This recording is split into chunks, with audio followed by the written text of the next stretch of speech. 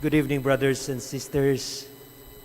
And today we are celebrating the Vigil Mass of the Solemnity of Saints Peter and Paul. This is a very significant feast, solemnity in the Church. Peter representing the interior affairs, the mission within the Church, preserving the Church's integrity, and Paul reaching out to the Gentiles, those who are not yet part of the Church, hoping that when they hear the message, they will be attracted to be part of the Church. Before I proceed with my reflection, how many sides are there in a triangle? How many sides are there in a triangle? We may say 3, but I would like to propose there are, I think, 5 sides in a triangle. Triangle, the 3 sides, and then the inside and the outside. And I think this is the goal of the Church. There has to be an inside and an outside. There has to be a Peter and Paul. Because once we don't recognize, or better still, we don't synchronize the inside and the outside, we become hypocrites. And what makes our message, what makes our mission, what authenticates our being a Christian is that the inside and the outside come close. And this is our mission, bringing together that what we preach outside, their message goes out through all the earth.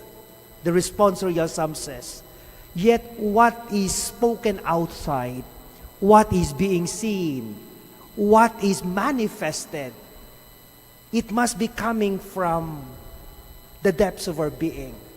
Yung kaloob-looban ng ating pagkatao. Because in that kaloob-looban, in that depths, there is the experience of God. Their church begins. And I think this is what we are celebrating today. As we celebrate the solemnity of Peter and Paul, we hope to examine ourselves as Christians, that the manifestations of our Christianity, the celebration of the Mass, the rituals that we do, the attending of the Mass, the prayers that we speak, the acts of piety that we do, are actually manifestations not for show in the outside, but it is a manifestation that wells up, bumubukal sa ating kalooban, so that will make us credible witnesses, missionaries, kind of an apostle of Christ. In the first reading, very interesting, we have a beautiful gate at the temple.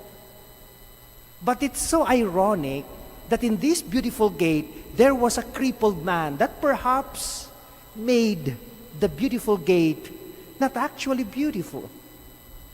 There was a discrepancy between the name and what is seen. And Jesus desires, God desires, through the instrumentality of Peter, to put a kind of a synchronicity between the beautiful gate of the temple against the deformed man. And so God truly made that beautiful gate beautiful by making whole the crippled man. And that is who God is, manifesting the beauty outside, welling up from within us. And so, in the gospel of today, very clearly, why is it that Jesus was kind of repeatedly asking Peter, do you love me?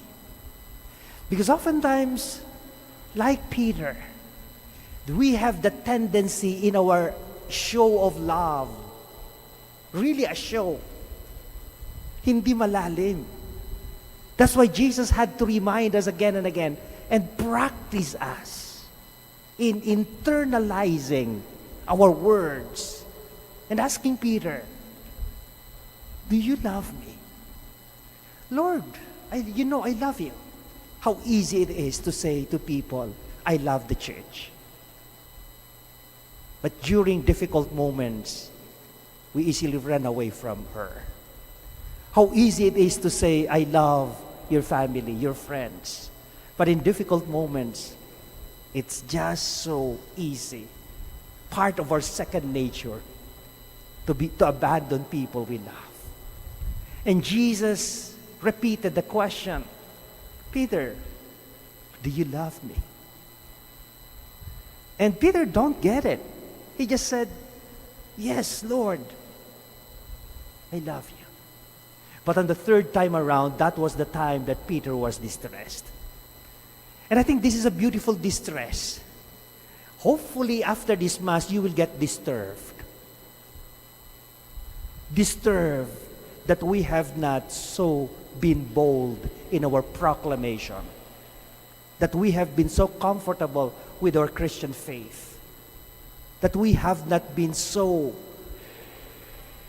deep in our faith that Jesus is asking us to go further, to be disturbed, and trust in Him more radically. Brothers and sisters, let us avoid all acts of hypocrisy, being satisfied with the show. For faith actually is a deep-seated experience, like Peter, Paul, and the rest of us, to witness from inside the faith that God has given us. Amen.